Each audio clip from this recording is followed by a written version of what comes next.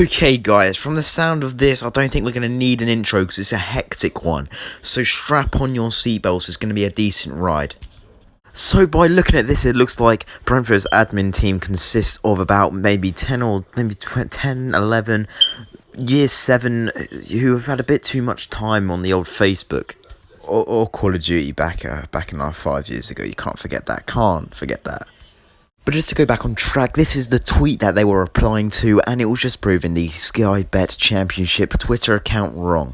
Because they beat Derby 3-0 at Griffin Park with an Ollie Watkins masterclass. So Bolton got the news they wanted midweek with a buyer in place to buy the club, meaning that they can rebuild from here and their club will not be kicked out of the English Football League. I can assure you that Thogden and Thugdad did plenty of beer reviews that night. The first jigsaw to this new age Bolton puzzle was the appointment of ex-Rochdale manager Keith Hill. But the sad news last week overrided the good. Bury had been expelled from the English Football League. But then an international consortium told Sky Sports News that they had $7 million in the bank to save Bury FC, but this was eventually rejected by the EFL. I'll tell you more about my views on this situation at the conclusion of this video.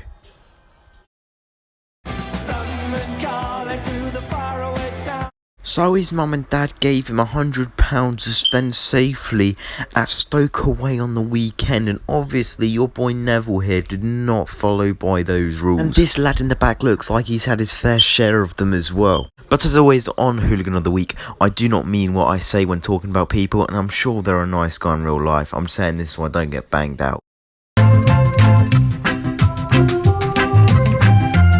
This week's Friday night game under the lights was between Cardiff and Fulham, and it was an entertaining game to say the least. Josh Murphy scoring in the 42nd minute, but yet to concede 3 minutes later with an easy Mitrovic finish.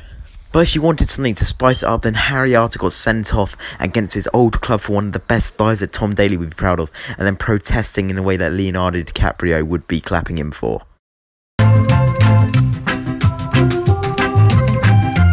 Saturday, August 31st is also known as my birthday, and could the Cobblers deliver on my birthday? Of course they could. First win of the season on my birthday, perfect timing, happy me. Unbelievable Techers. For the Unbelievable Techers this week, we have got Jordan Hugel's equalising goal at Sheffield Wednesday in QPR's 2-1 win. I think the teamwork for this goal is absolutely beautiful.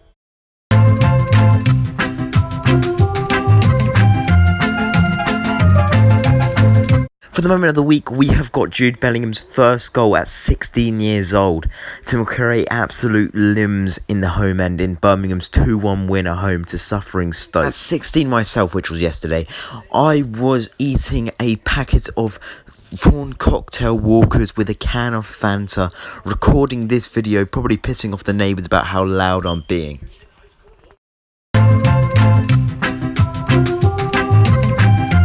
Sometimes it's not the quantity, but it's the quality of the fans. Here we have Charlton at Reading making an amazing amount of noise at the Madejski Stadium.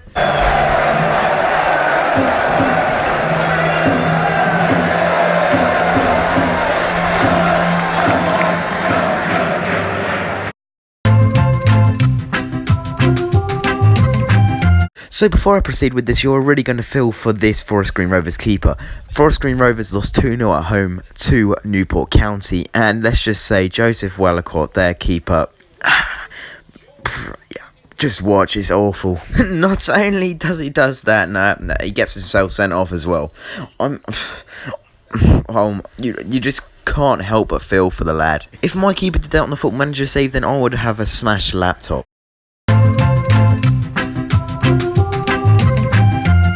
Let's all be honest, who was expecting this terrific start from Grimsby? After 6 games they have 11 points and position themselves 4th in the table. This game shows that they can do well this season. They've gone and taken 3 points away from one of the biggest sides in the division.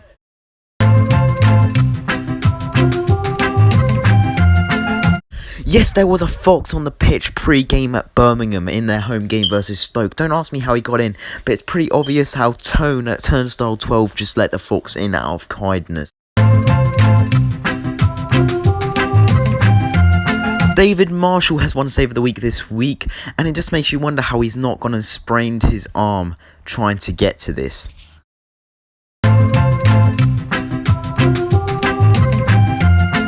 here we have Luther Wilding and Stevenage's 2-2 draw hosting Macclesfield, doing an absolute wild shot, representing his name into the top right corner to make it 2-1. Thank you for watching, one and all. It's been a sad week for football with Bury going out of existence, but whatever happens next in your next chapter, Bury fans, if that's making a new club or if that's being redeveloped back in the Football League, I wish you all the best. And it should have never come to this situation. I've been 72 of you, and I always will be 72 of you. Thanks for watching, and I've been 72 of you. Till next week, see ya.